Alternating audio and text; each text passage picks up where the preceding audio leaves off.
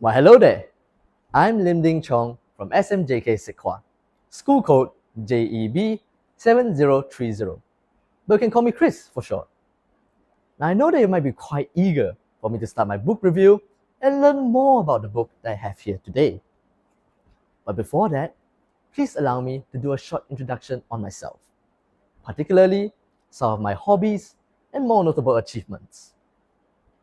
Besides being an avid reader who especially enjoys books about history, I'm also a long-distance runner. Fun fact actually, I've already completed 2 half marathons, and I'm hoping that by the time I graduate, I'll be able to complete at least 10. But back to our topic, yeah? So one of my more notable achievements is that I'm a member of the Johor Student Leaders Council.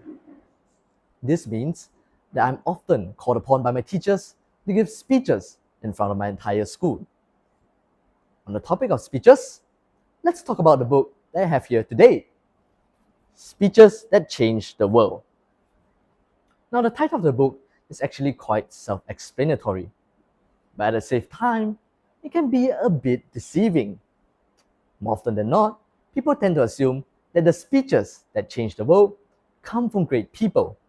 They come from great leaders, they come from great philanthropists, that at the end of the day, manage to solve world hunger, solve poverty, and so on and so forth.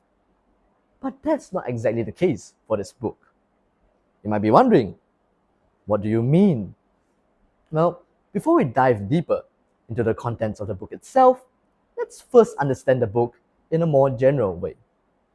The book, published by Popular United Kingdom in association with BUKU Publishing House, is made out of roughly 600 pages, containing 75 speeches from different individuals across history, ranging from activists like Martin Luther King Jr.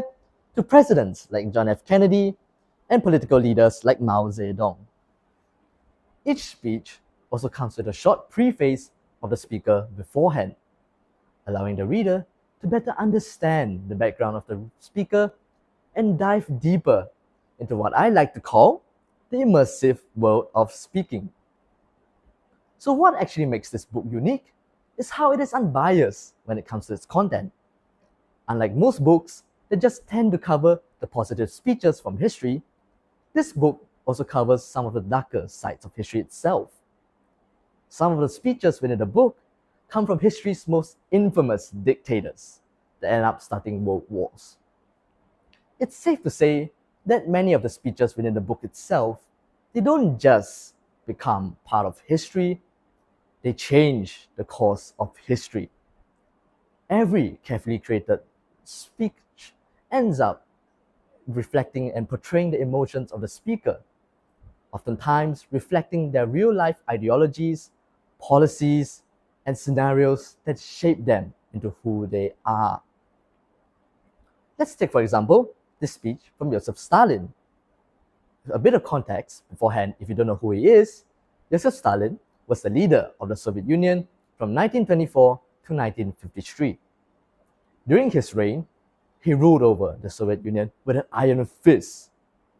He was most famous for being paranoid of his political rivals.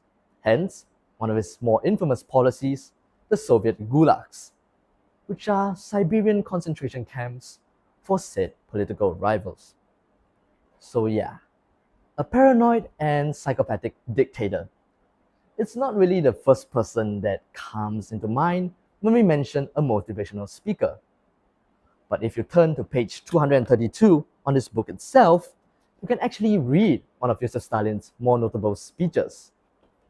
In it, he's addressing the people of the Soviet Union during the invasion by the Nazi Germany. The speech itself actually portrays him in a somewhat different manner from what we usually know. It shows him as a strong and patriotic leader that is guiding and motivating the Soviet people through tough times as they face the fight against fascist Germany.